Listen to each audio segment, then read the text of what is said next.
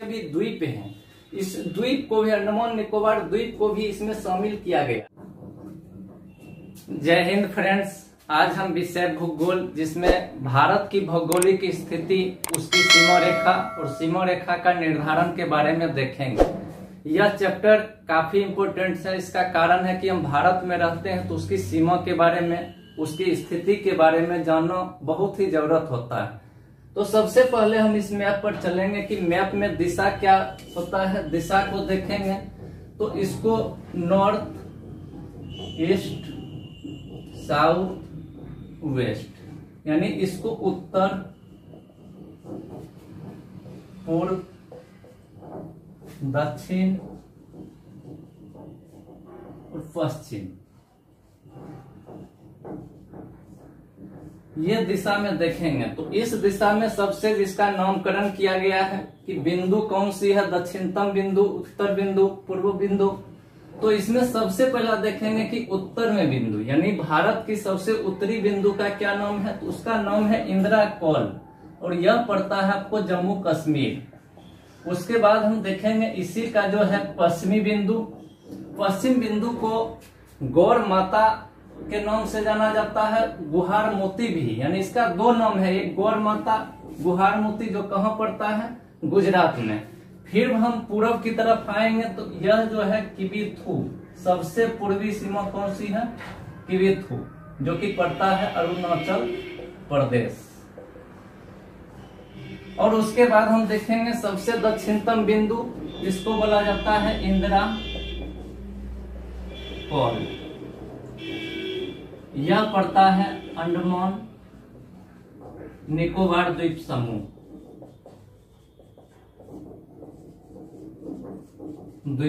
में। और यहाँ पे हम दो देखेंगे, एक देखेंगे कि मुख्य भूमि का सबसे दक्षिणतम बिंदु कौन है। तो मुख्य भूमि की जब बात करेंगे तो उसका है कन्याकुमारी। कन्याकुमारी, इसी को केप कमोरिन के नाम से भी जाना जाता है। तो यह हो गया सबसे दक्षिणतम बिंदु कहाँ, अंडमान निकोबार द्वीप समूह में। सबसे उत्तरी बिंदु जो है जम्मू कश्मीर में, जिसको इंदिरा कॉल बोला जाता है। सबसे पश्चिमतम बिंदु को गौर माता, जिसको गुहार मोती के नाम से भी जानते हैं, गुजरात में है। सबसे पूर्वी बिंदु को किबिथु के नाम, जो अरुणाचल प्रदेश में है। अब इसमें देखेंगे कि इसकी पूर्व से पश्चिम की लंबाई, यह भी क्वेश्चन पूछता है कि इसकी लंबाई कितनी है। तो सबसे पूर्व से पश्चिम की तरफ जब देखेंगे तो 2933 किलोमीटर, याद रखेंगे 2933 किलोमीटर। और उत्तर से जब दक्षिण की तरफ देखेंगे तो कुल लंबाई जो है 3214 किलोमीटर। कितनी, 3214 किलोमीटर। अब इसमें हम देखेंगे कि इसमें स्थलीय सीमा और तटीय दो भाग में बांट देंगे। क्योंकि तटीय सीमा रेखा जब हम नीचे देखते हैं तो एक तरफ देखते हैं सबसे दक्षिण में जो है हिंद महासागर, और इसके जब पूर्व में देखते हैं तो बंगाल की खाड़ी, और पश्चिम में देखते हैं तो अरब सागर। तो इस प्रकार हम तीन देखते हैं। तो इसका एक और देखेंगे कि एक ही हिंदुस्तान विश्व में है, जिसका हिंद महासागर के नाम पे उसका नामकरण किया गया है। तो इसके बाद जो हम देखेंगे कि यहाँ से जो देखेंगे तटीय सीमा रेखाएं जो हैं उसकी लंबाई कितनी है। क्वेश्चन पूछता है कि भारत की तटीय सीमा रेखाएं की कुल लंबाई कितनी है।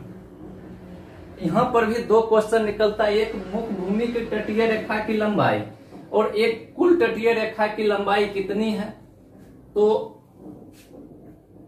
मुख्य भूमि की देखते हैं।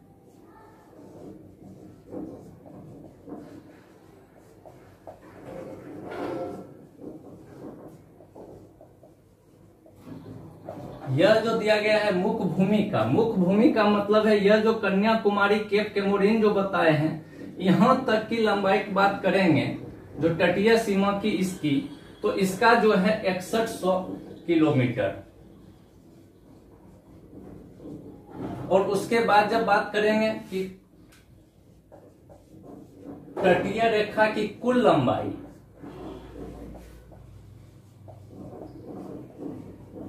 तो इसमें देखेंगे 7516 किलोमीटर।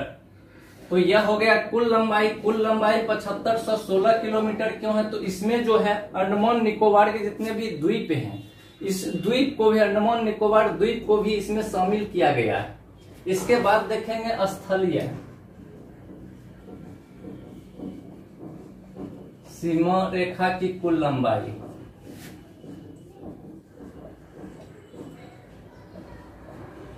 (15,200 किलोमीटर।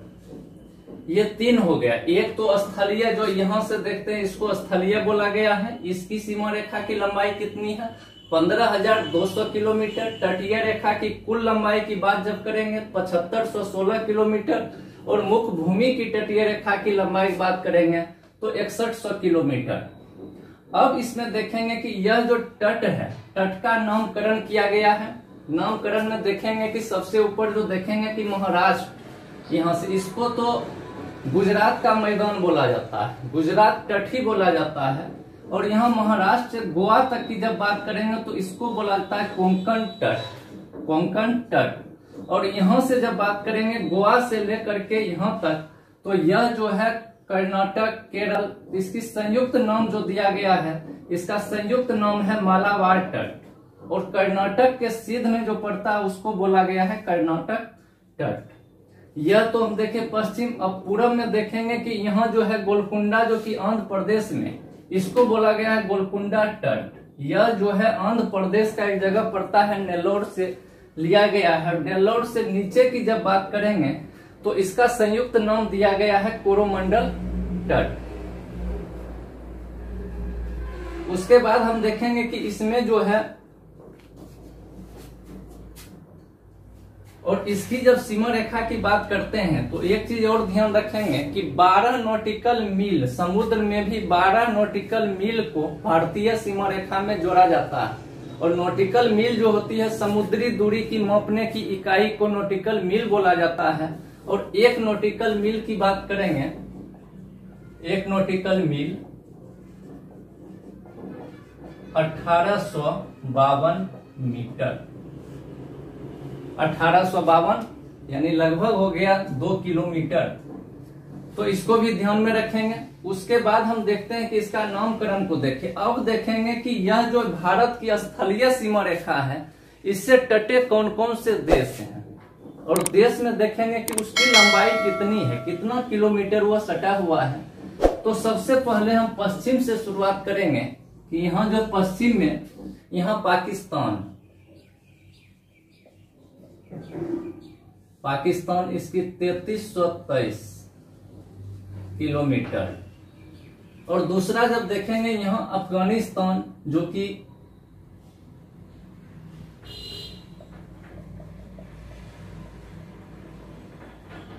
अफगानिस्तान, यह जो है 106 किलोमीटर। और उसके बाद जो देखेंगे चीन 3488 किलोमीटर। और चीन के बाद जो हम देखेंगे नेपाल, इसका है 1751 किलोमीटर। यह जो है जगह जो सीमा रेखा, भारतीय सीमा रेखा, स्थलीय सीमा रेखा से जो सट रही है, इसकी लंबाई दिया गया है। और उसके बाद जो हम देखेंगे भूटान, यह है 699 किलोमीटर। और उसके बाद जब यहाँ आएंगे तो म्यांमार 1643 किलोमीटर। और इसके बाद देखेंगे लास्ट में बांग्लादेश,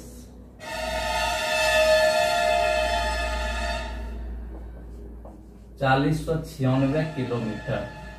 इसको भी ध्यान में रखेंगे कि सबसे जो सटा हुआ है पाकिस्तान जो 3323 किलोमीटर है। उसके बाद अफगानिस्तान 106 किलोमीटर। उसके बाद देखिए चीन को 3488 किलोमीटर, नेपाल जो है वो 1751 kilometre, Bhutan 699 kilometre, Myanmar 1643 kilometre और बांग्लादेश 4096 किलोमीटर। यहाँ से भी एक क्वेश्चन आता है कि सबसे जो है लंबी दूरी स्थलीय सीमा से कौन सा देश सबसे लंबी दूरी तय करती है, सीमा बनाती है। तो यह जो है बांग्लादेश। और सबसे कम की बात जब करेंगे तो वह पड़ता है अफगानिस्तान। तो इसमें हम देखें। और इसके बाद जो देखेंगे यह जितना भी सीमा रेखा देश जो बना रही है उस सीमा रेखा का नामकरण भी किया गया है। तो उसका नाम क्या रखा गया है, तो इसमें एक और वीडियो बनाएंगे जिसमें जो है इसकी क्षेत्रफल के बारे में बात करेंगे, कौन कौन से राज्य। तो एक तो देख लिए कितना देश इससे सटे हुए हैं, तो 7 देश, 1 3 4 5 6 और 7। अब देखेंगे जो सटे हुए राज्य, कौन कौन से राज्य किस देश की सीमा से सटे हुए हैं, इसको इसमें देखेंगे। तो अगला नेक्स्ट वीडियो एक और वीडियो इसी का बनाएंगे जिसमें क्षेत्रफल भारत का भौगोलिक विस्तार को ही देखेंगे। धन्यवाद।